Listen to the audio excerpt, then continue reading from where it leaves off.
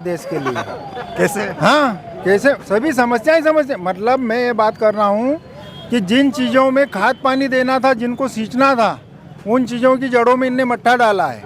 जैसे public sector के जितने भी उपक्रम थे उनको प्राइवेटाइजेशन में देना, प्राइवेट लोगों के हाथ में देना, उससे देश का जो रोजगार है, हमारे युवा आज क्यों इतने रोजगार के लिए मर रहे हैं, रोजगार को ख़त्म कर दिया है। क्योंकि प्राइवेटाइजेशन के हिसाब से क्या है, सरकार के हाथ में यदि ये सेक्टर रहते हैं, ये उपक्रम यदि सरकार के हाथ में रहते हैं तो क्या होता, उससे आने वाला जो प्रॉफिट था वो देश के खजाने में आता और उससे लोक कल्याणकारी योजनाओं को तो पैसा मिलता ही मिलता चलाने के लिए। तो कह रहे हैं कि हम हर साल किसानों को सम्मान निधि देते हैं। क्या होता है भाई, 6,000 से क्या होता है? आपने कृषि आदानों का वो सुना है? पहली बात तो यह है कि 2014 के पूर्व में जो यूपीए सरकार थी वो भी जीएसटी ला रहे थे, लेकिन उनके जीएसटी के दायरे में जो कृषि आदान थे वे जीएसटी से कर मुक्त थे। उनका ऐसा था कि हम कर मुक्त रखेंगे, और इनने क्या किया, कर के दायरे में हर चीज़ ले आए। अभी मैं खुद किसान हूँ, हर चीज़ पे अनशन टैक्स लगा हुआ है, और हमारी जो कृषि उपज है, प्रोडक्शन है, उसका बाजार मूल्य क्या है आज? अब भाई आप वो करिए ना, कंपेयर तो करिए। अभी और नया घोषणा पत्र लाया, उसमें भी कह रहे हैं किसानों की आय दुगनी करेंगे। वो तो 2012 से कह रहे हैं, 2022 में बोला था कि 2022 में दोगुनी हो जाएगी, तो कहाँ है दोगुनी? किसान मर रहा है। अब की बार 400 पार उनका नारा बड़ा चर्चित है, आपको क्या लगता है, मतलब इतना आत्मविश्वास कहाँ से आया उनको? इतना आत्मविश्वास तो अब उनमें न जाने कहाँ से आया। अब क्या है वास्तव में उनका, होगा उनके पास, हो सकता है कोई जादू की छड़ी। आपको लगता है 400 पार हो जाएंगे? नहीं होंगे, नहीं होंगे। देश में जो हवा को हम लोग देख रहे हैं, सुन रहे हैं, उससे तो नहीं लगता कि नहीं होगा। 400 का भाव लगाता 150 में दे के चला जाता है। जो कुर्सी बेचने वाला आता है कि नहीं, तो वो गली गली घूमता है तो बोलता है कि 400 रुपये कुर्सी, और आखिरी में नहीं बिकती तो उसको 150 में बेच देता। तो इनकी हालत भी यही है। अभी 400 पार कर रहे हैं ना, ये 150 के नीचे रह जाएंगे। इनकी जुमलेबाजी नरेंद्र मोदी की और अमित शाह की दुनिया देख चुकी है आपकी बार नहीं कि ये कैसे लोगों को धोखा दे रहे हैं। आज अभी कल एक वीडियो वायरल करा है कि नरेंद्र मोदी की खरगोन की सभा में नरेंद्र मोदी कांग्रेस के एक विधायक बरवानी के उनको माला पहनाएंगे।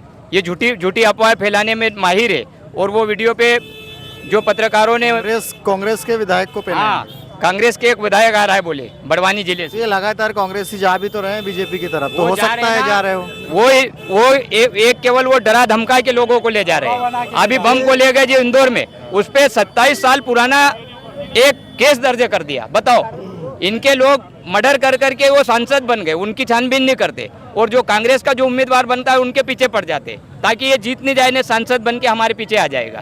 तो इनकी ये जुमलेबाजी आज जनता जान चुकी है, और 2024 में इनको 150 के नीचे उतार देंगे। 400 बोल रहे हैं ना, तो कुर्सी जैसा भाव हो जाएगा इनका। और लोगों को ये आज भी देख लेना, कल ये अभी मुरैना की सभा हुई थी, ये अभी 15 रोज पहले की, तो उसमें नरेंद्र मोदी भाषण कर रहे हैं और लोग कुर्सियां छोड़ के उठ के भग रहे। जब इसको लोग इतने पसंद करते तो फिर देखा राहुल जी को, लोग धूप में खड़े होके उनकी आम सभा जय जयकार कर रहे हैं, और उनका एक एक शब्द ग्रहण कर रहे हैं। और नरेंद्र मोदी सभा कर रहा है और लोग पांडाल से नहीं। तो यही स्थिति तो विधानसभा चुनाव में भी कांग्रेस की थी, लेकिन उसके बाद भी जो रिजल्ट है वो कांग्रेस के चुनाव में क्या हुआ कि माननीय ज्योतिराव सिंधिया जी जो है वो 1.5 लाख और 2 लाख का कर्जा कमलनाथ जी से माफ़ कराना चाहते थे। जब कमलनाथ जी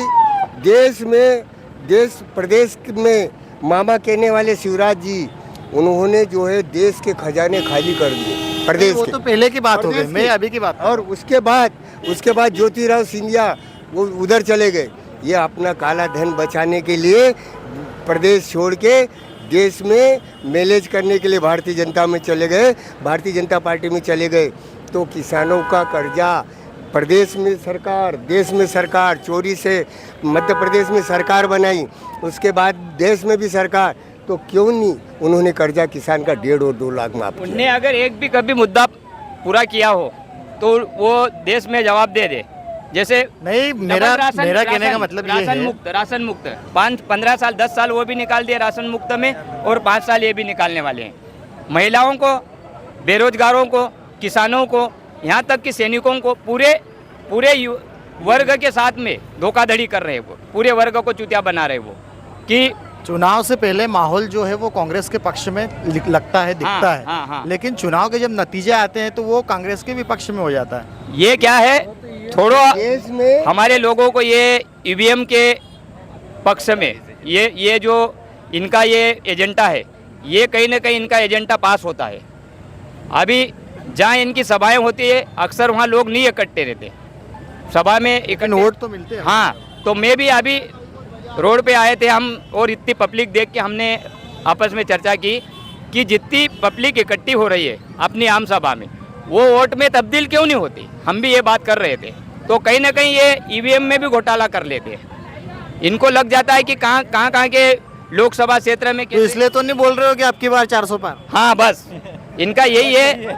अभी जैसो 23 में कांग्रेस की सरकार बनने वाली थी, एमपी, राजस्थान, छत्तीसगढ़ तीनों में, पर 30 के बाद में, 30 के पहले जब वोटिंग हुई उसके बाद सर्वे में बता रहे थे, आपको भी मालूम होगा कि कांग्रेस की एमपी में सरकार डबल कमलनाथ के नेतृत्व में बनने वाली है। एक के बाद में उन जो भी एग्जिट पोल आने लगे तो वो कहे कि बीजेपी 150 के पार हो गई। तो कहीं ना कहीं उनके मुस्टंडे है ना, वो अपनाते हैं। अभी इंदौर का देखा था, इंदौर में जो ईवीएम का बताया था, तो कब्रिस्तान में लोगों ने देखा इनको ईवीएम फेंकते हुए, तो ये लोगों के सामने वो चीज़ को सामने नहीं आने देते और ये उजागर नहीं होने देते। अगर इनके जो विपक्ष में बोलते हैं उनको या तो डरा धमका के चमका के, अधिकारियों को भी आज चैलेंज देते हैं कि कलेक्टर भी हो, कलेक्टर को भी वो बोल देते हैं कि अगर तू हमारे खिलाफ बोलेगा तो या तो तेरे को घर बैठना पड़ेगा, नहीं तो मर्डर हो जाएगा। ये इनका धंधा है। जय हिंद, जय भारत।